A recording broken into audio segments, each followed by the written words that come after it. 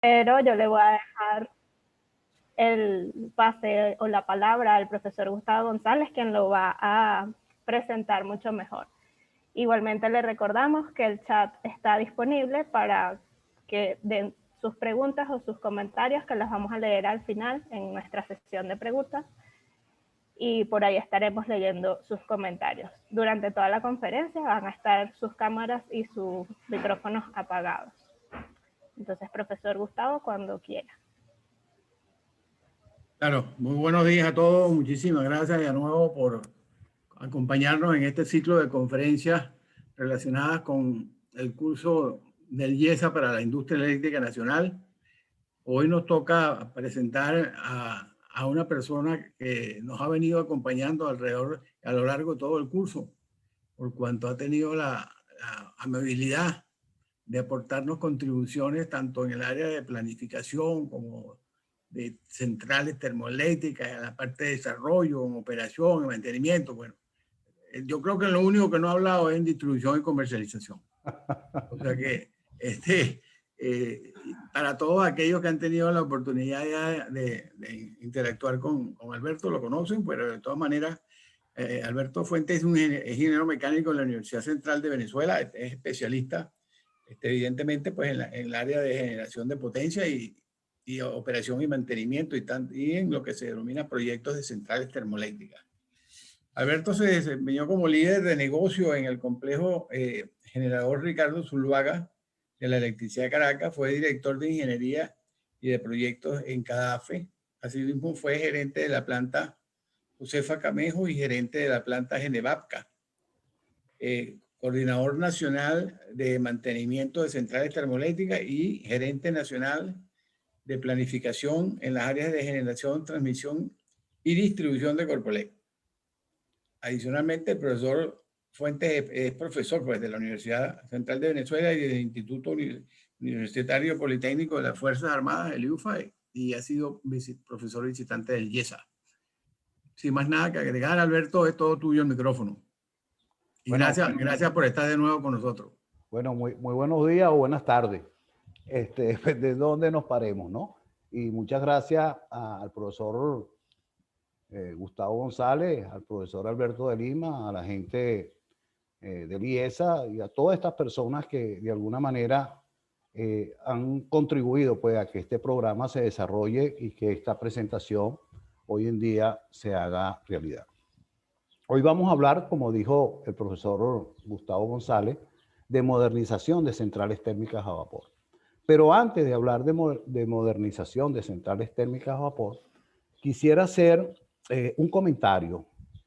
No vamos a estar hablando de modernización de centrales térmicas a gas o centrales a combustión, puesto que este tipo de centrales prácticamente se está modernizando constantemente. Una central térmica a gas es una máquina que casi todos los años hay que hacerle un mantenimiento. Mantenimiento menor, intermedio, menor, mayor. Y en esos 5 años que dura ese mantenimiento, la máquina, prácticamente todos sus componentes en lo que se refiere a la parte de combustión, en la parte de la turbina, son cambiados. Y se aprovecha muchas veces en esos mantenimientos de hacer la modernización del sistema de control. Entonces, las unidades a gas prácticamente se modernizan solas porque los fabricantes le ofrecen a los propietarios de estas máquinas, mira, tengo un mejor revestimiento ahora para los álabes, los cestos combustores, los quemadores, puedo mejorarte el sistema de control y eso va mejorando solo. En el caso de las centrales térmicas a vapor, que es la que vamos a ver nosotros, esas modernizaciones no son así. Realmente, en una central térmica a vapor, los mantenimientos que se hacen no son mantenimientos donde se cambian muchas piezas, como en el caso de una central térmica a gas. Pero bueno, comencemos. No podemos hablar de una modernización que ahorita vamos a ver el concepto si no nos referimos a la ingeniería, porque todo esto va a depender de la ingeniería. Y hay un concepto muy básico de ingeniería que dice que es el desarrollo y aplicación de conocimiento científico y tecnológico para satisfacer la necesidad de la sociedad dentro de los condicionantes físicos, económicos y humanos. O sea, la ingeniería, para hacer cualquier proceso de modernización, tiene que estar presente la ingeniería. Ahora, ¿qué es la modernización? Porque vamos a encontrarnos con plantas que han sufrido procesos de modernización, pero realmente no ha sido de modernización, y ahorita les explico por qué.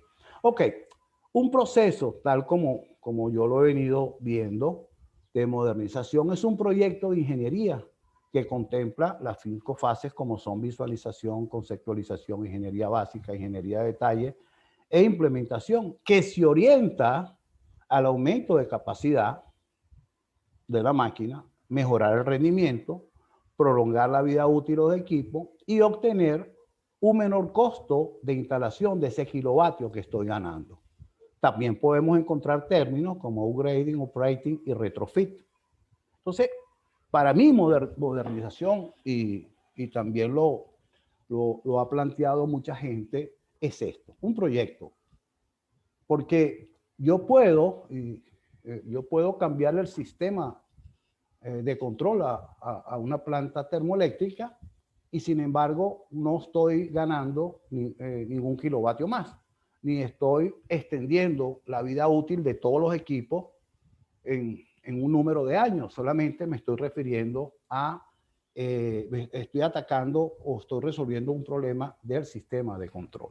Ahora, ¿cuáles son esos beneficios que nosotros vamos a tener de un proceso de modernización? Y la modernización hablamos para cualquier planta y para cualquier equipo. Menor costo de instalación, por supuesto. ¿Por qué un menor costo de instalación? Porque usted está aprovechando toda una infraestructura que tiene una planta y lo que está haciendo es en esa planta, en un número de unidades, aumentándole la potencia. Entonces, se ahorra, por supuesto, una cantidad de dinero y por eso que el costo de instalación de un kilovatio en una modernización es mucho más bajo. Se elimina la restricción de la disponibilidad de sitios para desarrollar nueva capacidad. Muchas veces cuando pensamos o cuando visualizamos en hacer o hacer un proyecto para una central termoeléctrica, tenemos que hacer una visualización y ver muchas cosas. Por ejemplo, dónde la vamos a colocar. Hay agua en ese sitio para la refrigeración de la planta, hay agua para la caldera, hay líneas de subestación, hay subestaciones, hay combustible, hay líneas de combustible. ¿Cómo va a llegar el combustible? Entonces, en esto se eliminan toda esa cantidad de cosas, porque usted en la planta tiene combustible, tiene subestaciones, tiene líneas de transmisión. La otra parte, se disminuye el tiempo para la instalación de los 9 kilovatios. Desarrollar una planta termoeléctrica puede durar entre 1 año y medio, 2 años, mientras en un sistema de modernización de una planta, estos kilovatios, por supuesto, se pueden obtener en 3, 4 meses. Estamos hablando de centrales térmicas a vapor. Se incrementa la eficiencia de las unidades, porque todo va a partir de que voy a obtener mayor kilovatio, bien sea aumentando, en el caso de las centrales térmicas de vapor, flujo de vapor y aumentando la eficiencia. ¿Cómo aumento la eficiencia? Disminuyendo las pérdidas técnicas que tienen los equipos. O sea, colocando equipos de una mayor eficiencia, donde se eliminen, por supuesto, restricciones al flujo de vapor, donde no hayan altas caídas de presión, que permita que esa eficiencia aumente. Aumento, por supuesto, también de la confiabilidad. Si estoy modernizando, voy a tener una cantidad de equipos nuevos y eso va a aumentar la confiabilidad, va a aumentar también la seguridad operativa, va a aumentar la disponibilidad y se extiende, que es otro punto de vista muy importante, la vida útil de los equipos. Entonces pudiéramos decir que un proceso de modernización contempla aumento de capacidad, extensión de vida útil, mejora de la eficiencia e incremento de los kilovatios. En Venezuela tenemos aproximadamente 4.764 megavatios instalados a vapor. Esa es la buena noticia. La mala noticia es que ninguno de esos megavatios instalados a vapor están en funcionamiento ahorita, pero ese es otro problema. Empezamos con la planta Ramón Laguna, que está ubicada en el estado Zulia. Esta es una planta que tiene 3 máquinas de 160 megavatios y 2 de 80 megavatios. También tenemos planta Centro, que es una planta que tiene 5 máquinas de 400 megavatios y una máquina de 600 megavatios, que está en Puerto Cabello. Y tenemos el conjunto generador Josefa Joaquina Sánchez Bastida, para mí siempre será el complejo generador Ricardo Zuluaga, de ampliación Tacoa, que tiene 3 máquinas de 460 megavatios, más 2 máquinas de 72 megavatios. Específicamente esa planta y que tiene las máquinas de 460 y las máquinas y la planta que tiene la máquina de 72 megavatios fueron objeto a partir de los años 91, del año 91, de 2 procesos de modernización que vamos a comentar en esta charla. Ahora, hablamos de centrales térmicas a vapor. ¿Y qué es una central térmica a vapor? Una central térmica a vapor es un ciclo, o se rige por lo que llamamos el ciclo Rankine, en donde tiene una cantidad de elementos y su función es convertir la energía química de un combustible en energía eléctrica a través de diferentes procesos de conversión de energía. Lo primero que nosotros nos encontramos en una central térmica a vapor es la caldera. La caldera no es más que un intercambiador de calor que al recibir combustible y al recibir un aire, este combustible se oxida, genera o libera una cantidad de calor y ese calor a través de 3 procesos de transformación de energía, como son la transferencia de calor por radiación, la transferencia de calor por conducción y la transferencia de calor por convección, va a llegar primero al agua y luego va a llegar, por supuesto, también al vapor, sobrecalentándolo. Esos gases de escape de producto de la combustión van a salir de la caldera y van a ir a través de la chimenea. Por eso es que vemos esas grandes chimeneas, tanto en Tacoa como en Planta Centro, como en Ramón Laguna. Ahora, ¿qué se hace con ese vapor que se ha producido en esa caldera? Ese vapor que se ha producido en la caldera, la cual se oxida ese combustible que llega, la llama pudiera estar en los 1300 grados centígrados, ese vapor va a viajar por una tubería a una presión de 180 kilogramos por centímetros cuadrados, 540 grados centígrados y un flujo de vapor de 1400 toneladas. Y va a ir un elemento que se llama la turbina, en donde esa turbina o ese elemento lo que va a hacer es que va a convertir toda esa energía térmica en energía mecánica. Y esa energía mecánica va a ser transformada en energía eléctrica en un generador eléctrico que tiene una potencia de 460 megavatios y gira a 3600 revoluciones. Ahora, sumado a todos estos procesos, hay otros procesos de conversión de energía. Por ejemplo, en el caso de la turbina, lo que se llama la etapa de baja presión de la turbina, ese vapor que sale de la turbina va a un elemento que se llama condensador. No es un condensador eléctrico, es un intercambiador de calor en donde por dentro de los tubos va un fluido que puede ser agua salada, puede ser agua de un lago, puede ser agua de un río, de un embalse, y por fuera de los tubos va ese vapor. La función de ese condensador es convertir o transformar o cambiar el estado de ese fluido de vapor a líquido. Y para ello utiliza agua que puede estar a 27 grados centígrados y salir a 35.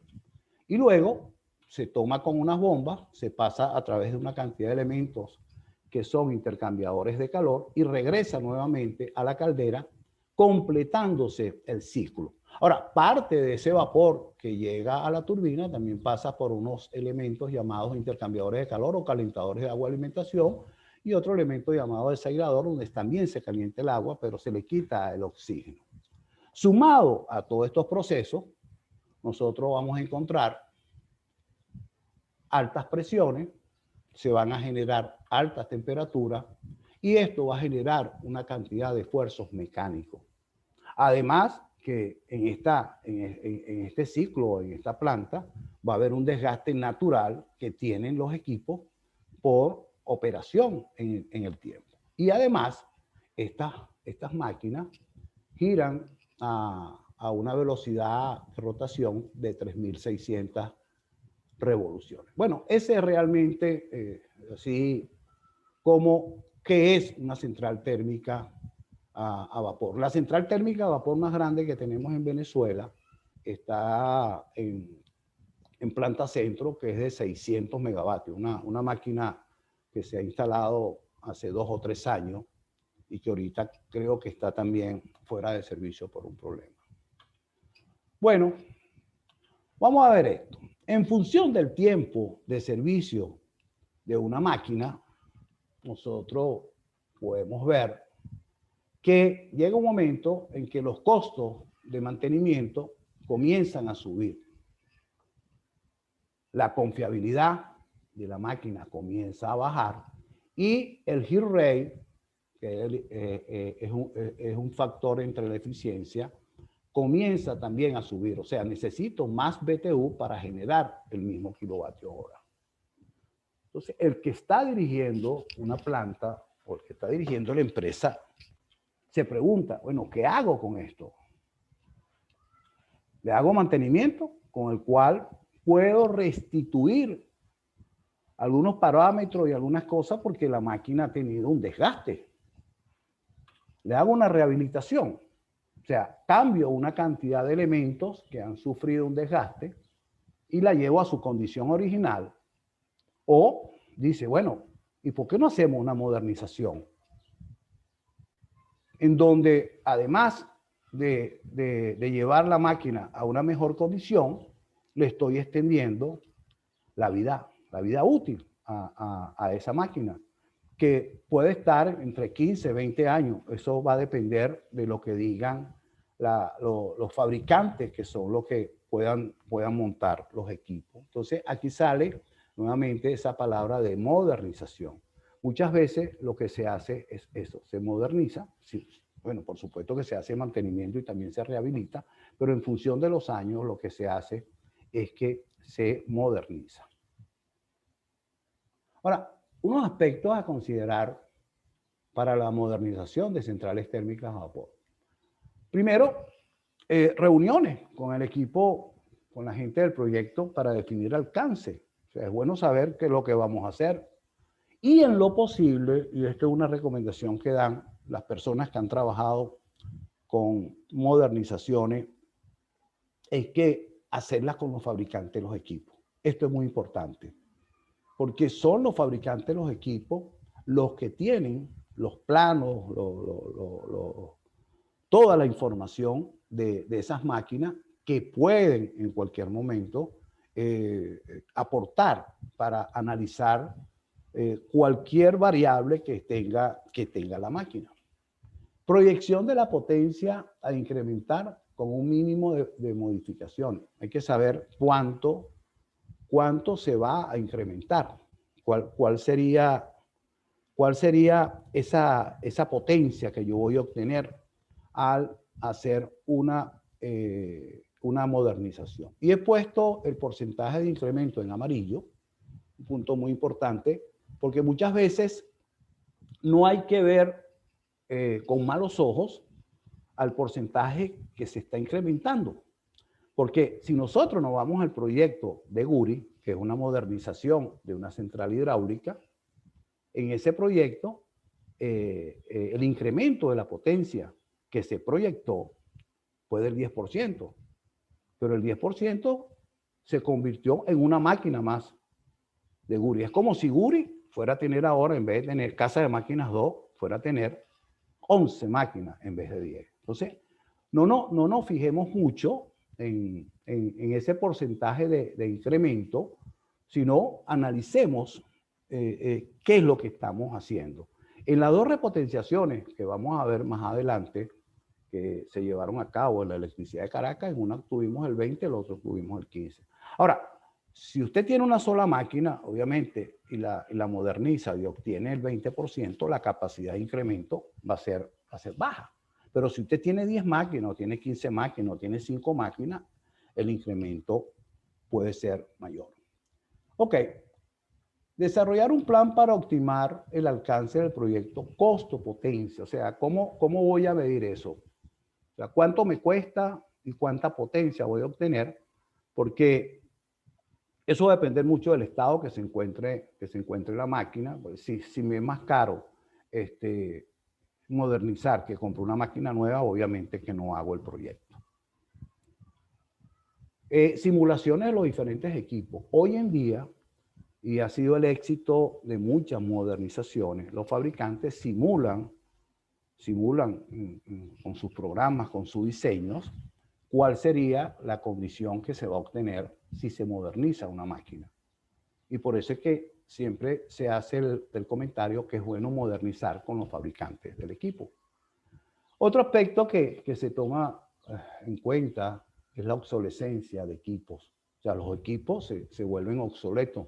Y no tanto en las plantas de centrales térmicas a vapor, los equipos duros como la turbina, la caldera, más que todos los sistemas de control, se vuelven obsoletos rápidamente, ¿no? Pero hay que tener presente también eso, ¿no?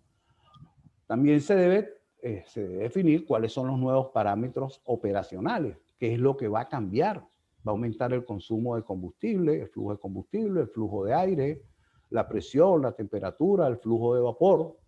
Todo esto se debe analizar.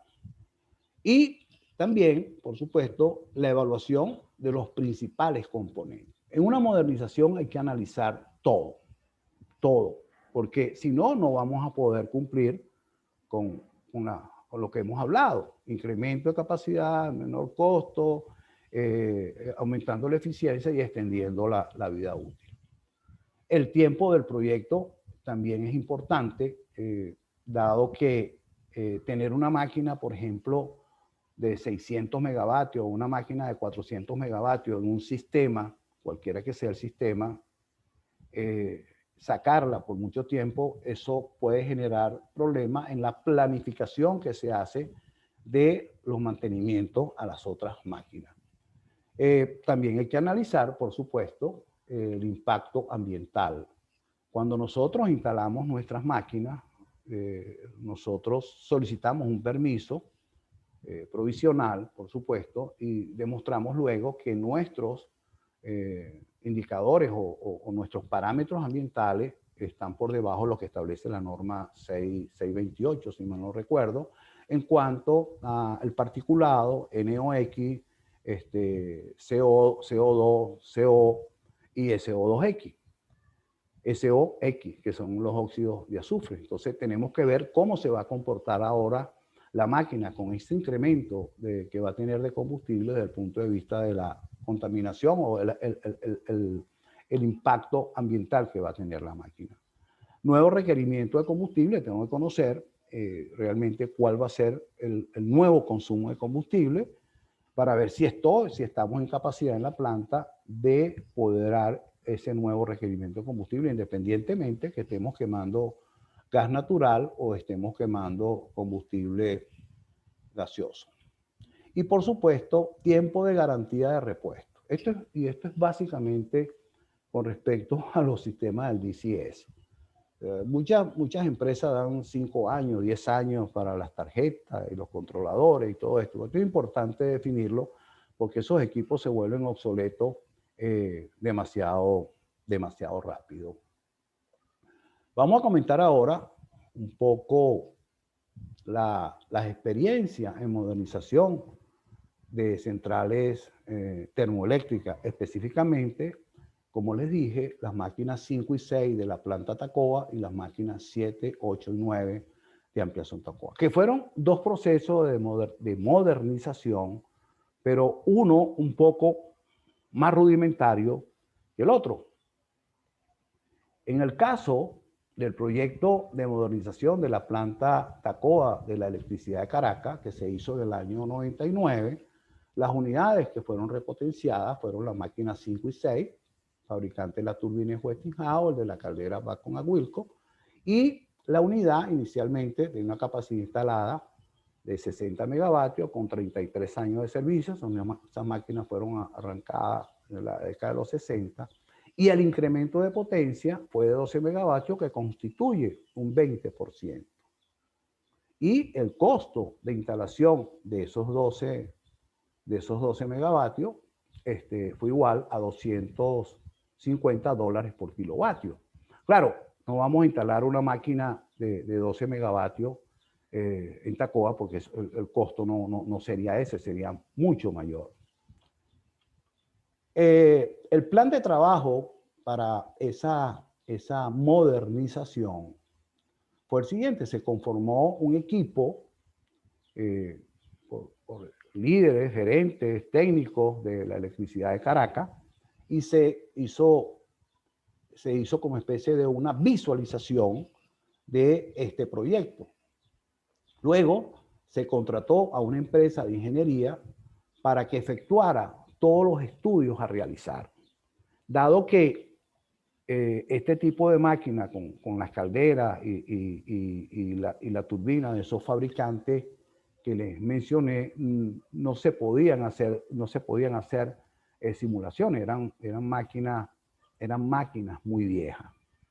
Entonces, lo primero que se hizo fue una prueba de máxima carga para ver cómo estaba la potencia de esa máquina. Se hizo un análisis completo de todos los sistemas, de todos los equipos, bombas, compresores, ventiladores, para ver en qué rango de operación estaban esos equipos, si estaban en su rango de operación máximo o estaban por debajo de su rango de operación máximo. Luego, en esas pruebas que se hicieron, se dijo, bueno, se puede aumentar la capacidad del vapor de 550.000 libras por hora a 632.000 libras por hora. Se probó que se podía llegar a ese flujo de vapor en esas pruebas. Otra cosa fue, dijo, bueno, vamos a aumentar con esas nuevas libras y la eficiencia que se logre conseguir en la turbina, vamos a llevar esa máquina a 72 megavatios, pero el transformador es 75 MVA. Habrá que cambiarlo a un transformador de 90 MVA, porque es una máquina que trabaja con un factor de potencia de 0,8. Entonces, después de esas pruebas se inspeccionaron, se hizo una inspección completa.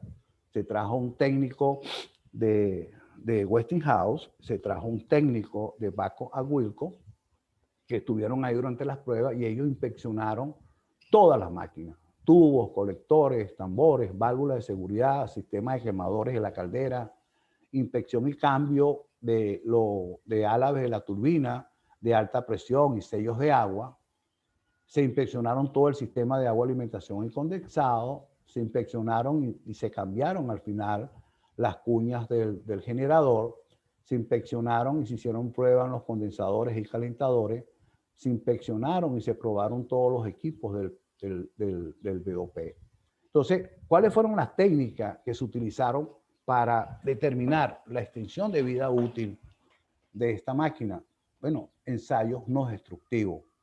En el caso de la turbina, la gente de Westinghouse hizo una prueba a través de una prueba borosónica, no es más que ultrasonido, para determinar si el rotor de la turbina presentaba grietas internas. Ese era un punto a definir, pues. Si ese rotor presentaba grietas internas, entonces había que cambiar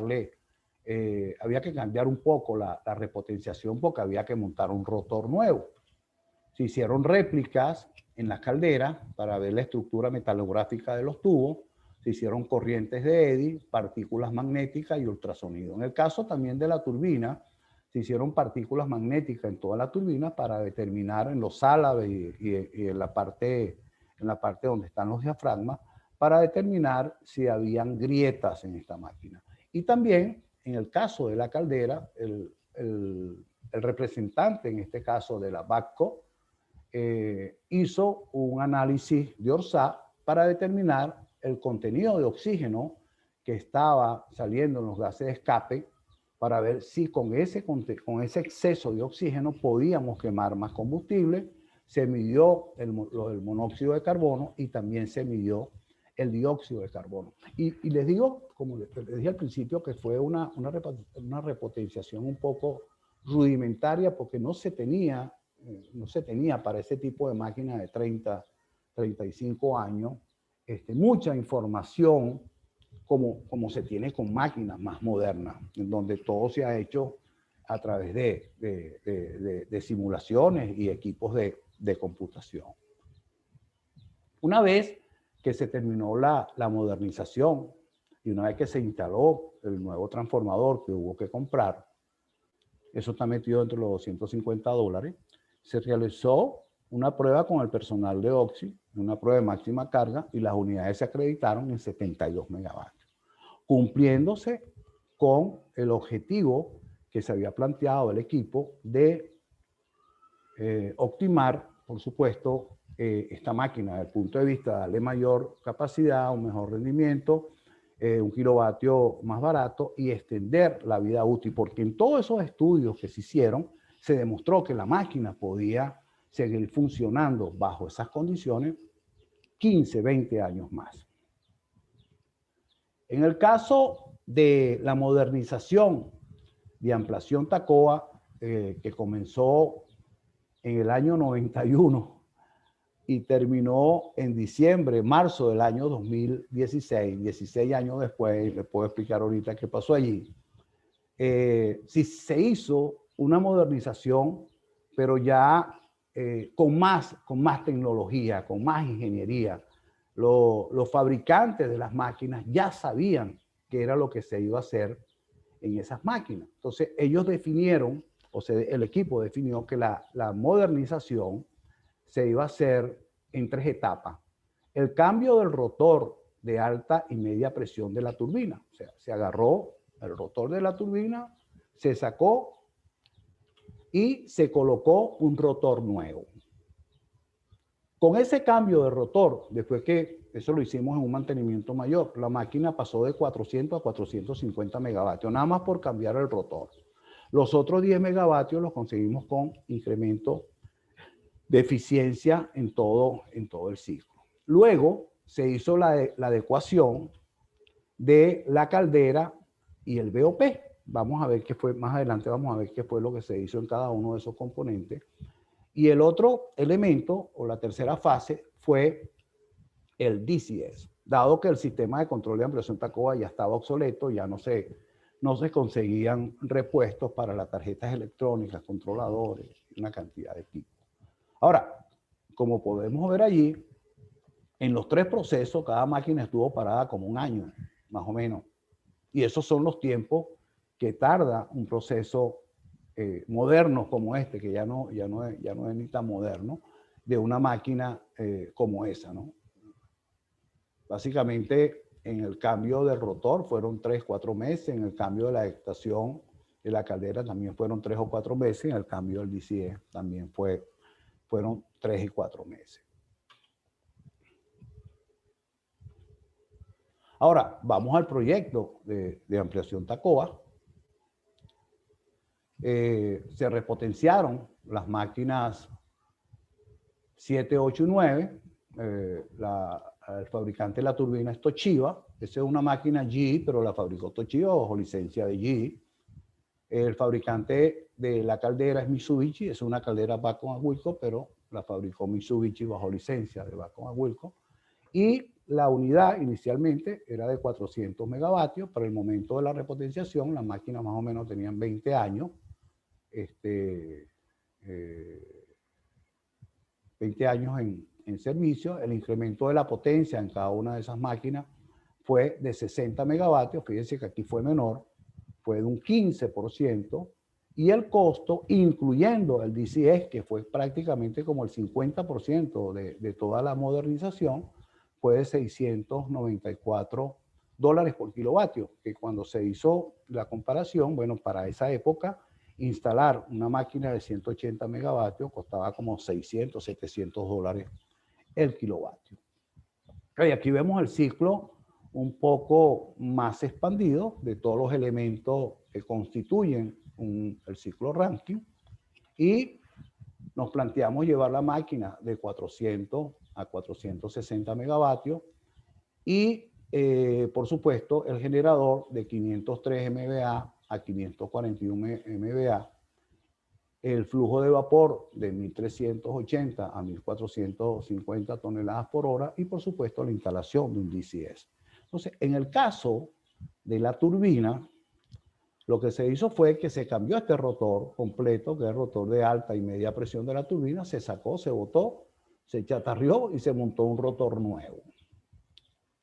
También hubo una parte muy importante en lo que se llaman las válvulas de control, que son las válvulas que controlan la admisión de vapor en la turbina. Se montó un nuevo diseño en donde se generara menos caída de presión en esas válvulas. Por supuesto, una caída de presión en una válvula no genera trabajo. Una caída de presión en una tobera, sí, en una paleta móvil, sí genera trabajo.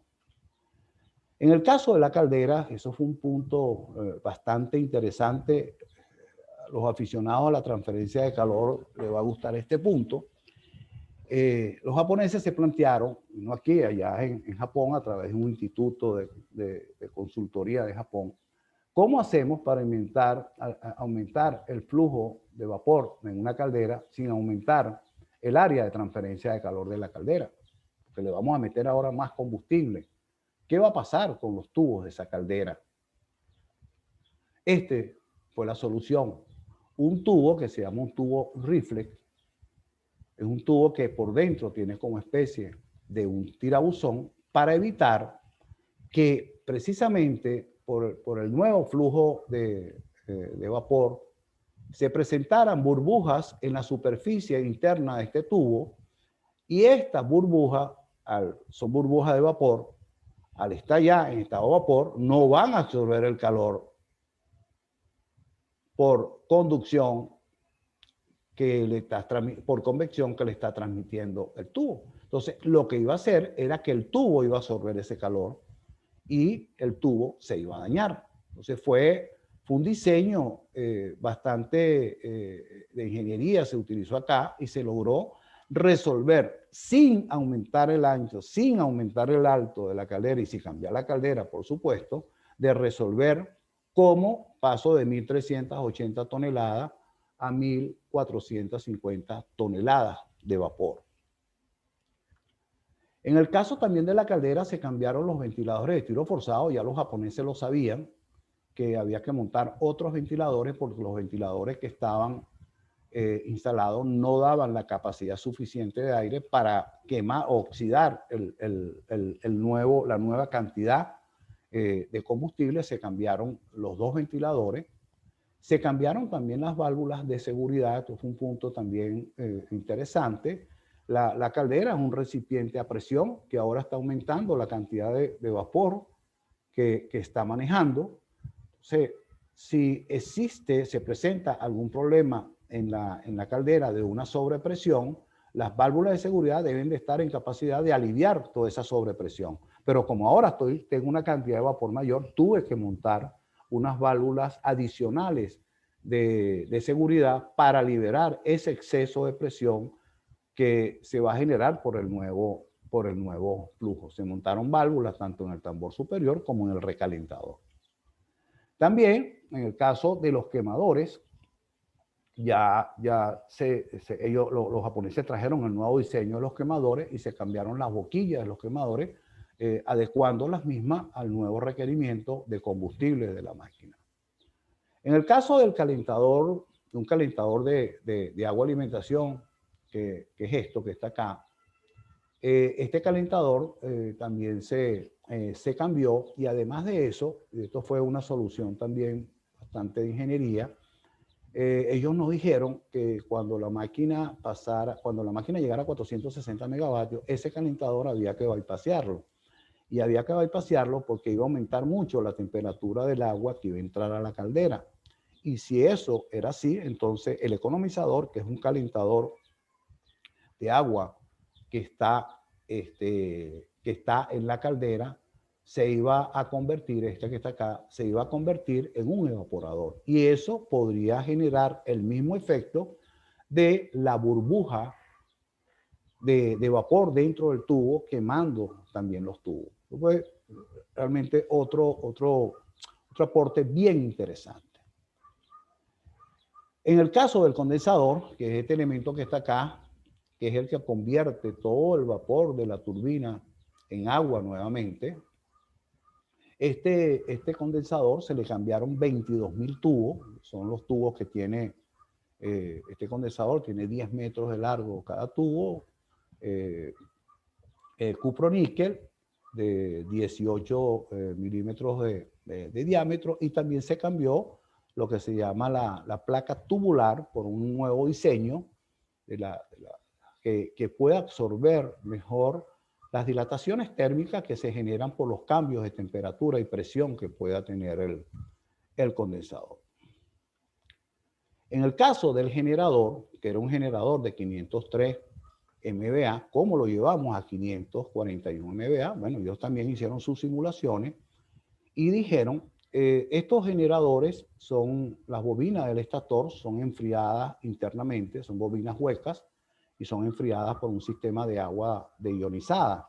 Y en el caso del rotor, que también agarra el estator, es enfriada por hidrógeno.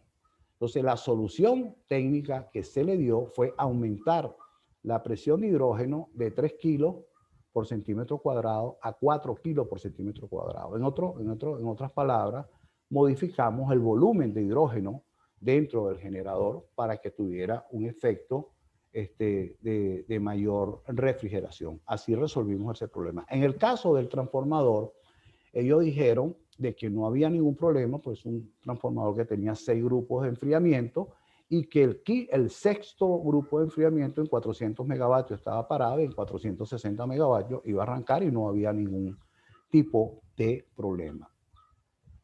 Entonces, se nos presentó, aquí vino otro reto. Esta es la sala de control. No sé, alguna persona tuvieron la oportunidad de visitar la planta de ampliación Tacoa. Esta es la sala de control vieja de ampliación Tacoa. Este era un panel donde habían interruptores, pulsadores, bueno, una cantidad de elementos para poder operar la máquina. Tenía 11 metros de largo y nuestros operadores, bueno, cada vez que se iba a arrancar una máquina de esta, los sistemas de control no eran muy buenos, entonces se tenía que tener varios operadores arrancando la máquina hasta que la máquina fuera acoplada y después, bueno, sí se agarraba control. Entonces dijimos, bueno, ¿y cómo vamos a hacer nosotros con toda esta gente que tenemos operando estas máquinas cuando nosotros pasemos a un sistema de control que van a ser 2 o 3 computadoras por cada máquina con un monitor? ¿Cómo vamos a resolver ese problema técnico nosotros? Porque necesitamos, una vez que termine el DCS, que la gente arranque las máquinas. Bueno, comenzamos y nos ideamos comprar un simulador que costó $1.500.000, que simula exactamente lo que es la operación de la planta.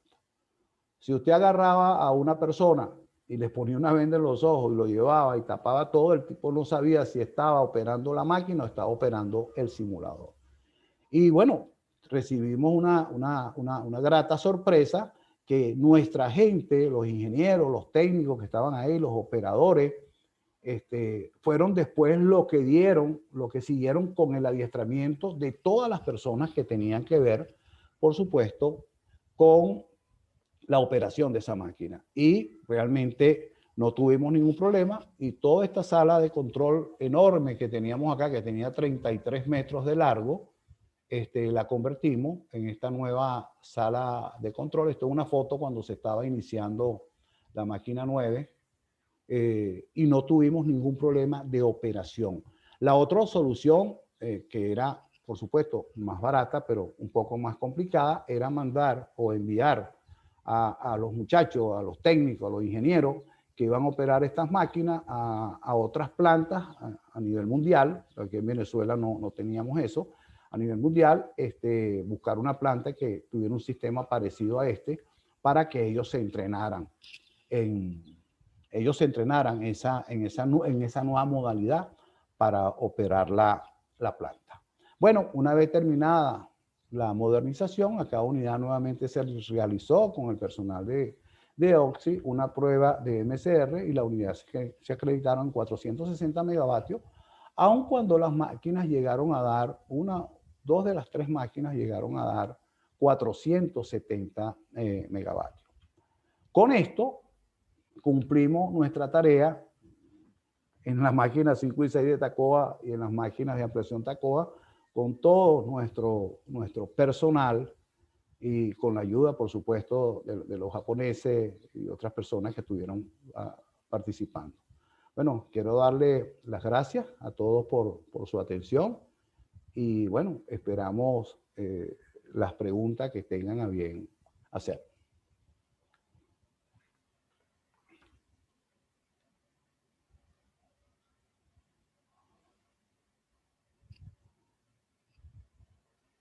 ¿Aló? ¿Me oyen? Disculpen, tenía el micrófono apagado. Muchas gracias, profesor, por su exposición. Y bueno, el chat está disponible para sus preguntas, que puedo ir leyendo a medida que van surgiendo. Por ahora no hay ninguna. Todo está claro. Como que todo quedó claro como el agua. Yo sí le preguntaría... Por acá empiezan las preguntas. Dice Chalo Veloz, buenas tardes, profesor, excelente la presentación. En el caso de las calderas, las minas están certificadas ASME. ¿La recertificación fueron realizadas? Bueno, esas calderas cuando se instalaron por allá por la década de los 80, fueron instaladas por los japoneses y los japoneses están certificados con todos los códigos ASME, ¿no? No sé si ahora, después de todo este tiempo de operaciones, hayan vuelto a ser certificadas. Básicamente, en Venezuela lo que se estaba haciendo era pruebas, certificaciones de normas de calidad, la ISO 9000, la ISO 14000, en donde todo esto estaba incluido. Ok, por acá comenta Alexis. Después de la modernización de ampliación Tacoa, ¿cuánto tiempo operaron cada una de las unidades? Bueno, mira, la modernización, como dije, se llevó a cabo del año 91 hasta el año 2006. Esas máquinas, cuando el Estado venezolano las compró en el año 2007, estaban operativas.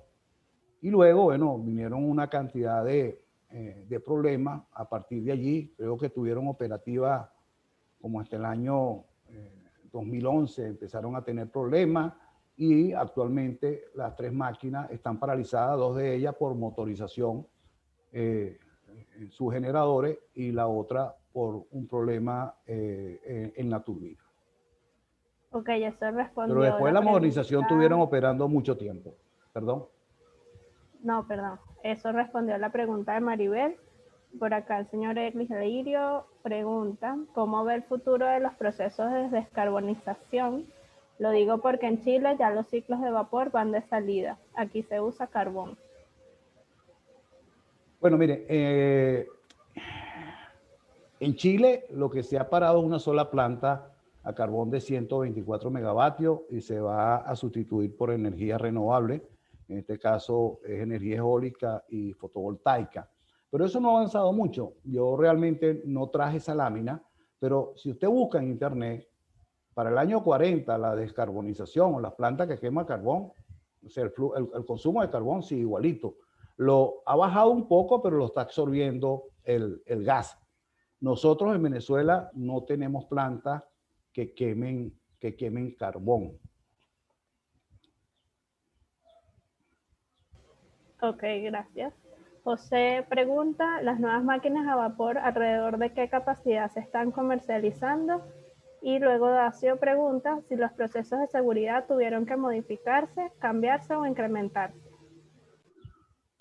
Bueno, vamos a empezar por la segunda parte. Todos los procesos de seguridad siempre se están revisando y si hay que cambiar algún proceso de seguridad, obviamente se cambia para seguridad de la instalación o del patrimonio de la empresa y por supuesto para seguridad de los trabajadores. Hoy en día, y esto salió reseñado en muchos sitios, hay una máquina que se está montando, no recuerdo ahorita, una máquina creo que G, que se está montando, de 3.200 megavatios, 3,2 gigavatios. Creo que la planta más grande que existe actualmente en el mercado, yo conozco de 1.200 megavatios, conozco de 1.000 megavatios, de 600 megavatios, pero esa planta me llamó poderosamente la atención por la foto que pusieron, en donde el rotor de la turbina tiene las paletas de baja presión, superan los 2 metros, ¿no? Esa es la que yo he visto más grande que se está construyendo ahorita. Ok, Carlos Moros dice que las máquinas de Tacoa fueron modernizadas para unos 20 años más. Ya pasaron esos 20 años. ¿Cree usted que es conveniente realizar nuevamente una modernización de las mismas, cambiarse o reemplazarlas? Eso es una buena pregunta, porque lo siguiente, antes de modernizar, hay que ver el estado que se encuentran las máquinas. Las máquinas de Tacoa tienen mucho tiempo paradas. Hay que ver cómo se conservó la caldera. Hay que ver cuáles son los problemas que tiene la turbina. Hay que ver cuáles son los problemas, cómo se conservaron los diferentes equipos, las estructuras de obras civiles. En una planta como Tacoa o cualquier planta que esté cercana al mar, la corrosión y los problemas de ese salitre, que no es más que sal en el ambiente, causa mucho problema a las estructuras físicas, bien sea de concreto o bien sea metálicas. Entonces, decir vamos a modernizar a Ampliación Tacoa, yo no sé, yo tendría primero que ver cómo está todo, cómo fue conservada, cómo están los equipos. Siempre modernizar va a ser más barato que comprar una máquina nueva, porque como he dicho, hay una cantidad de equipos que tú vas a aprovechar. Pero hay que ver en qué estado se encuentran los equipos. Ahora, llevar Ampliación Tacoa a una potencia mayor de la que se logró con esta repotenciación, pudiera ser, no estoy seguro, pudieran obtenerse a lo mejor 20 megavatios más para llevarla a 480. Por cierto, los sistemas de control de ampliación Tacoa ya están obsoletos, ¿no? El DCS ya está obsoleto. Ok, eso creo que responde también una pregunta de Dacio, que preguntaba si valía la pena esa modernización. Voy con Ricardo. En función de las temáticas de cambio climático, ¿hay posibilidades o experiencias de sustituir los combustibles por el uso de hidrógeno? Bueno, el hidrógeno es una fuente de energía que está cogiendo ahorita mucho auge, al igual que los carros eléctricos. Ahora, lo que pasa es que se está obteniendo hidrógeno a través de combustibles fósiles y muchos carros eléctricos indirectamente se están alimentando con combustibles fósiles. Entonces, es una buena idea. Si sería buena idea, lo excelente sería que todo el hidrógeno que se produzca con energías renovables como son las fotovoltaicas, las hidráulicas, las eólicas, de manera tal de que el hidrógeno, que es un combustible muy bueno, que no produce CO2, se pudiera utilizar más. Ok, Juvencio pregunta también en esa línea. Ascendiente que Tacoa usados tipos de combustible, oil y gas. Dada la situación del contexto de Venezuela, ¿cuál es la opinión del expositor para considerar usar orimulsión como combustible? Bueno, la orimulsión no nace para competir con el fuel oil número 6 ni el gas natural. La orimulsión nace para competir con el carbón. O sea, ese es el proceso que se da, o esa es la visión que se tiene con respecto a la urimulsión. Ahora, montar una planta o adecuar una caldera como las calderas de ampliación Tacoa a un proceso de urimulsión donde se van a necesitar precipitadores electrostáticos y se van a necesitar desulfurizadores, a lo mejor no cabe dentro de la propia máquina porque no fue diseñada para eso. Tal vez en Planta Centro, la máquina número 6, que vino con desulfurizadores y precipitadores electrostáticos, se pudiera adecuar más a la quema de urimulsión. Actualmente todos los equipos de urimulsión, por lo que he oído de mis compañeros de PDVSA, ese proyecto está fuera de servicio, no se está generando ni una gota de urimulsión. Pero debo quedar claro, la urimulsión no nació para quemarla acá, nació para venderla a países que consumen mucho carbón, porque es un combustible que se puede manejar más y no contamina tanto como el carbón. Ok, creo que eso también va respondiendo a la pregunta de Simón para ir cerrando. Isaac dice, excelente ponencia. ¿Considera que valdría la pena evaluar tecnologías de energía nuclear para la recuperación de la industria eléctrica en el país? Bueno, yo creo que un país que tiene tanto combustible como Venezuela, combustible, por cierto, muy extrapesado, y tiene las mayores reservas de gas natural, pensar en este país en una central nuclear, creo que antes de llegar ahí deberíamos pasarnos por eólica y por fotovoltaica, dado las complicaciones que la energía nuclear pudiera traer consigo. O sea, aquí no se va a montar una planta de energía nuclear de 100 megavatios. O sea, se tiene que montar una planta de energía nuclear muy grande. Yo no soy especialista en esa zona, en esa área, ¿no? Habría que estudiar realmente. Yo tengo entendido que hace unos 15 años el gobierno envió a unos ingenieros a Rusia a hacer una especialización en ingeniería nuclear. Pero a raíz del problema de Japón, cuando el mar de Leva, el tsunami que pasó allá, la energía nuclear sufrió separaron muchos proyectos de energía nuclear y Venezuela abandonó ese proyecto. Hoy en día tiene mucho auge nuevamente la energía nuclear y se está trabajando no solamente en proyectos de energía nuclear por fusión, sino por fisión. Hay un proyecto interesantísimo que cuesta 40.000 millones de dólares que se está llevando a cabo ahorita, en donde hay muchos países que están participando en ese proyecto y hay una cantidad de innovaciones ahí, que cómo bajarle la temperatura a un átomo de hidrógeno mediante un campo eléctrico y mediante plasma, porque en la fisión se generan altas temperaturas. Hay mucha información de esto en internet que los pueden consultar. Ok, Roberto pregunta si es factible realizar una remodelación, una modernización similar en Planta Centro o si es mejor construir una planta nueva desde cero. Como dije, siempre va a ser más barato modernizar que montar una planta nueva. Las unidades de Planta Centro tienen el mismo tiempo que más o menos las unidades de ampliación Tacoa. En Planta Centro se hicieron algunas modernizaciones, se cambiaron los sistemas de control en las máquinas, creo que 1 y 2, y luego se iban a cambiar en las máquinas 3, 4 y 5. Se cambiaron el estator de algunas de las máquinas, se pusieron duales las calderas, pero nunca se hizo un proyecto de modernización bajo el concepto que hemos definido.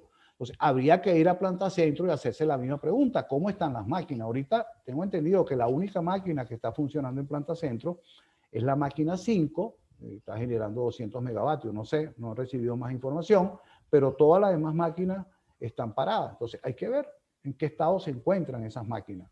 Hay que hacer un estudio. Había un estudio que se había encomendado a una empresa de Portugal, en donde ellos iban a analizar, iban a hacer un estudio para ver un proceso de modernización y extensión, por supuesto, dentro de ese proceso de vida útil de la máquina. Pero yo no sé si eso se llevó a cabo. Ok, por acá hay otra pregunta, que si tiene un estimado de tiempo que requerirá recuperar el parque térmico de Venezuela. Caramba, déjeme poner aquí la bola de cristal para ver si puedo decirlo. Mira, lo bueno es que el parque térmico, bien sea térmico a gas o térmico a vapor, se puede recuperar. Por muy dañada que estén las máquinas, si hay los recursos, se puede recuperar. Ahora, ¿en cuánto tiempo? Bueno, habría que ver primero, entonces, cómo están las máquinas. Yo diría que lo primero que había que recuperar, porque son las máquinas que pueden salir más rápido, son las centrales térmicas a gas. Usted puede recuperar una máquina térmica a gas en cuestión de un mes, mes y medio. Una central térmica a vapor no es tan fácil recuperarla, pero sí se puede recuperar el parque térmico con los recursos económicos y con los recursos que está formando el IESA ahorita a través de la Fundación Venezuela. Podemos estar seguros que la vamos a recuperar. Vamos a ser optimistas en eso. Claro que sí. Eso va respondiendo a la pregunta de Maribel, que también preguntaba sobre esa priorización. Por acá también preguntan qué ventajas tiene la generación con plantas de vapor a la generación con gas. Creo que también ha respondido un poco eso. Bueno, hay ventajas y desventajas, ¿no? El costo de instalación de una central térmica a vapor es más caro por kilovatio, por megavatio, con una central térmica a gas. Pero el costo de mantenimiento de una central térmica a gas es más caro que el costo de mantenimiento de una central térmica a vapor. Las potencias que se pueden desarrollar en centrales térmicas a vapor son mayores en centrales térmicas a gas. Entonces, lo que se está haciendo hoy en día es que se están combinando las dos, y por eso es que en Venezuela vemos que tenemos ciclos combinados, donde turbinas a gas por un lado y turbinas a vapor por otro lado, ciclos que, por supuesto, tienen una alta eficiencia y consumen menos combustible. Pero habría que analizar punto por punto. La operación de una turbina a gas es mucho más sencilla que la operación de una turbina a gas. Una turbina a gas en ciclo simple no requiere de la cantidad de elementos como agua para la condensación del vapor, ni agua para la caldera, al menos que estés trabajando en ciclo combinado, pero se pueden buscar otras opciones como torre de enfriamiento para suplir eso.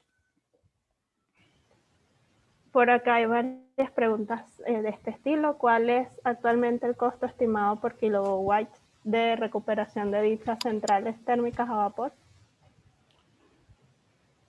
O sea, un costo para recuperarla no lo sé, porque yo no sé en qué estado se encuentran esas máquinas. Lo que yo le decía ahorita, ¿cómo está la caldera? La caldera fue de alguna manera acondicionada. Se le hizo una protección en húmedo, se le hizo una protección en seco. O sea, yo no sé. O sea, yo no sé cuáles son los problemas que tienen esas máquinas, hablando de las máquinas de Tacoa, la Ramón Laguna y las máquinas de Planta Centro. Por lo que he escuchado, en el caso de Tacoa, hay una máquina que se dañó el generador. ¿Cuánto cuesta un generador? Solamente se dañó el generador. También parece que se dañó la turbina. Entonces hay que ver cuánto cuesta eso, pero realmente hasta que no tengamos acceso a esas máquinas y hagamos una auditoría técnica, no podremos decir, mira, cuesta tanto. O sea, hay mucha gente, y por ahí se han dado muchos valores, que podrían ser valores aproximados, pero yo no me atrevería a decir un número. Ok, ya las siguientes preguntas también van más o menos por esa línea, y igual no va a poder contestar si no tiene el conocimiento del estado de las máquinas. Por acá voy cerrando con estas últimas dos. Buenas tardes, profesor. Dispone de información sobre el avance de nuestro país en el uso del coque o choque, producto del mejoramiento del crudo pesado con sustitución del carbón. Bueno, Venezuela tiene almacenado allá en Oriente, donde está el complejo criogénico, toneladas y toneladas de coque. No sé si eso lo están comercializando. No he visto ningún proyecto acá en Venezuela para utilizar ese residuo, pues, producto de un proceso del petróleo, quemarlo aquí en Venezuela. Lo que sí he escuchado es que se estaba comercializando, se estaban haciendo contactos para ver si eso se podía vender a nivel internacional a otros países. Pero Venezuela, con el combustible que tiene, y hablamos de fuel oil y gas natural, si esos sistemas llegaran a explotarse de alguna manera técnica, nosotros no necesitaríamos quemar coque, porque en Venezuela hay mucho gas debajo de la tierra. Lo que pasa es que si ahorita la producción petrolera ha bajado, la producción de gas también baja. Entonces habría que activar la producción petrolera para tener más gas, abrir nuevos pozos de gas y quemar gas. Nosotros teníamos en el año 2017 una meta, cuando yo estaba en Corpolé, de pasar de un 30% en máquinas térmicas a gas a un 40, un 50%. Ese es un compromiso que había con PDVSA, de sustituir máquinas que quemaban gasoil por máquinas que quemaran gas. Yo creo que eso no se ha hecho porque no se han hecho los proyectos, no se ha desarrollado nada para tener más gas en Venezuela. Ok, Carlos pregunta en esa línea, ¿considera usted que las plantas a vapor existentes como Tacoa y Planta Centro puedan ser acondicionadas para trabajar en ciclo combinado, considerando que hoy en día existen máquinas a gas de más de 400 MW? Sí, bueno, habría que ver realmente cómo se recupera ese calor que se está botando por la chimenea de la caldera para colocar un recuperador de calor y producir vapor, y ese vapor, por supuesto, generar en una turbina a vapor más kilovatios. Eso se puede hacer. Perfecto. Hay muchas personas preguntando si van a poder ver la conferencia después. Esas se las respondo yo. Al finalizar el ciclo de conferencias, que es la semana que viene, ya se les va a mandar todas las grabaciones en un solo email. O sea, como el compendio de todas las conferencias de este ciclo del programa eléctrico. Y bueno, creo que con eso cerramos. El profesor Gustavo puede dar algunas palabras finales, o si usted se quiere despedir o dar algún cierre, este es el momento. Bueno, creo que el profesor Alberto de Lima tenía una pregunta. Fue el primero que levantó la mano. Es correcto. Hace rato. Cuéntenos, profesor, ¿cuál era su pregunta? Alberto. Ábrele el volumen, Alberto. No, que estaba tosiendo. Me disculpo. No, en el proyecto final que están elaborando todos los estudiantes, son 7 regiones y en cada región hay que recuperar, es decir, en 6 de ellas hay que recuperar una parte importante del parque termoeléctrico. Se ha hecho un análisis bastante, no puede ser a detalle porque mucha información no existe, pero un análisis bastante interesante de esa recuperación, de esa generación. Y varias preguntas que te hicieron, es decir, se hizo un ejercicio de recuperación paulatina en los próximos 5 años de unos 7.000 megavatios térmicos. Eso es lo que está la respuesta que quería ayudar. Ahora, tú tienes información también sobre eso porque has ayudado a los estudiantes. Quizás pudiera profundizar un poquito con eso. Bueno, sí, como dije al principio, la recuperación del parque térmico yo lo vería primeramente en turbinas de combustión o turbinas a gas, porque es mucho más rápido. Es mucho más rápido. Y de esos 17.000 megavatios que nosotros tenemos instalados térmicos, aproximadamente 12.000 son térmicos a gas. Ahora, también existe otro problema, que es el combustible. Si nosotros quisiéramos arrancar ahorita Tacoa, no podemos, porque todo el sistema de combustible fuel oil de la planta está dañado. O sea, no podemos quemar fuel oil en la planta. Y no voy a entrar en detalle por qué no podemos quemar. Entonces, Tacoa no tendría la posibilidad de quemar este fuel oil. Si lo ponemos a quemar gas, entonces le vamos a quitar el gas a las barcazas, que son las que están consumiendo, están consumiendo el gas. Entonces, eso es un problema que hay que solucionar para poder tener combustible y poder poner esas máquinas en servicio. Entonces, insisto en esto que yo pienso que lo primero sería, sin olvidar, por supuesto, las centrales termoeléctricas a vapor, arrancar con las centrales térmicas a gas. Hay mucho mango bajito allí que podemos aprovechar porque hay máquinas que se han parado antes que las máquinas se dañen. Y eso es bueno, porque es solamente llegar y si la máquina se tenía que hacerle una revisión mayor, bueno, en 45 días usted arranca una máquina de 180 megavatios. Y si tiene 10 máquinas de 180 megavatios, bueno, está arrancando una cantidad de megavatios. Por ejemplo, los ciclos combinados que tenemos en el Zulia, terminar esos ciclos también. También terminar el ciclo combinado que tenemos en la planta El Sitio, o tiene otro nombre, Indiurquía. Arrancar el ciclo combinado que tenemos también allá en Don Luis Zambrano. Pero todos esos proyectos, todas esas cosas, hay que hacerlo todo al mismo tiempo si queremos, por supuesto, recuperar el parque térmico que tenemos en Venezuela.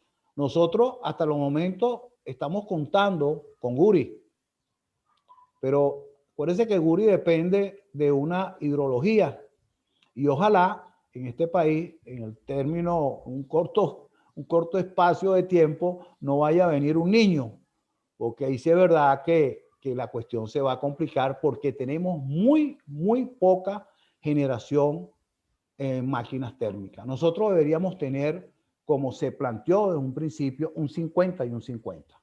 50% térmica, 50% hidráulica, que es más o menos lo que tenemos instalado, pero que en servicio no lo tenemos, pues. Entonces, yo soy optimista, profesor, y yo creo que ese trabajo que están haciendo ustedes con estos muchachos que realmente me sorprende el empuje que tienen ellos preguntando, porque esa es otra cosa, aquí no hay información. Lamentablemente es difícil conseguir una información. Usted no puede ir a una planta a preguntar. Entonces estos muchachos, bueno, pues se han movido, bueno, muchachos y algunos que no son tan muchachos, se han movido extraordinariamente bien y han conseguido información y han hecho sus planes y han hecho sus cosas, ¿no? Realmente desde acá los felicito, pero ha sido una tarea realmente titánica la que ellos han hecho y por supuesto detrás de ellos están los tutores, están ustedes que están ahí siempre apoyándolo, ¿no? En esta tarea. Y esa es la recuperación de Venezuela, que todos participemos y que todos apoyemos, porque este es nuestro país. Y si se va la luz, se nos va a ir la luz a todos, ¿no? Y 47 profesores, vamos a corregir un poquito. ¿Cuánto? 47 profesores. Una cantidad de cosas, bueno. Está bien. Bueno, muchísimas gracias, Alberto. Creo que has cerrado con, como dicen, con un botón de oro tu ciclo de clases y conferencias. Muy agradecidos por esta última. Como dice Alberto, es una actividad prioritaria dentro de la recuperación del sistema nacional y en particular de la generación. Es evidente que el principal componente a estudiar, a analizar es el combustible, porque sin el combustible pues tampoco las cosas funcionan. Claro. Pero desde el punto de vista personal, muchas gracias por toda la colaboración que nos ha brindado desde nuestras discusiones iniciales de planificación y la frontera con el resto de las otras áreas. Usted fue el creador de esa charla. Bueno, ¿sí? yo quisiera... disculpe, profesor. No, es que en verdad los que tuvimos la oportunidad de trabajar en en planificación, desarrollo, vivimos esa indefinición en la frontera y todavía se sigue viendo, por lo que yo vi en todas las clases. Uno no sabe hasta dónde llega la una y dónde empieza la otra, o la segunda quiere una parte de la primera, o la primera de una parte de la segunda. En cualquier caso, pero se han desarrollado muy bien en forma coordinada, afortunadamente, ¿no? De nuevo, Alberto, muchas gracias por todo. Estamos a tu orden por aquí. Yo creo que ya la semana que viene cerramos el ciclo de conferencias. Para el 11 tengo entendido, creo que terminamos las clases. Después nos queda la etapa del informe final y el examen de los muchachos allá y el acto de la graduación, que por cierto ayer tuvimos la oportunidad, Alberto y yo, de ver la graduación del grupo del agua y fue muy linda, muy emotiva. Qué bueno. Con toda seguridad estás invitado para cuando nos toque el curso nuestro. 1.000.000 de gracias, Alberto. No, bueno, no, caramba, muchas gracias a ustedes por haberme invitado a participar en un proyecto que yo creo que nos ha motivado pues a todos, ¿no? Yo creo que se ha dado esto más que todo por motivación que por otra cosa, ¿no?